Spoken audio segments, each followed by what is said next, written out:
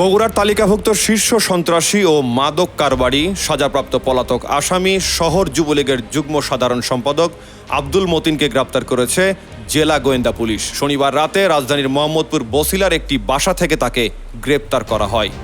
রবিবার দুপুরে পাঠানো এক বার্তায় জেলা পুলিশের মিডিয়া সেল থেকে এসব তথ্য নিশ্চিত করা হয়। 2000 সালে আইন শৃঙ্খলা রক্ষা বাহিনীর হাতে বেআইনি অস্ত্রসহ গ্রেপ্তার হন আব্দুল মতিন। কয়েক বছর সাজা ভোগ করার পর উচ্চ আদালত থেকে জামিনে বেরিয়ে আসেন।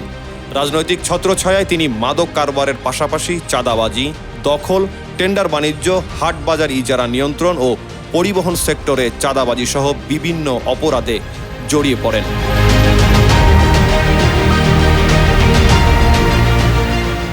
আগস্ট পট পরিবর্তনের পর তালিকাভুক্ত শীর্ষ সন্ত্রাসী আব্দুল মতিন গা ঢাকা দেন। পৃথক একটি অভিযানে বৈষম্য বিরোধী আন্দোলনে ছাত্র জনতার উপরে হামলার মামলায় বগুড়া জেলা আওয়ামী লীগের সাংগঠনিক সম্পাদক জাকির হোসেন নবাবকে ঢাকা থেকে গ্রেপ্তার করে ঢাকা ভাটারা থানা পুলিশ। শনিবার মধ্যরাতে রাজধানী থেকে তাকে গ্রেপ্তার করা হয়। Mohammad Hasnat Mostafa, news 21 news desk.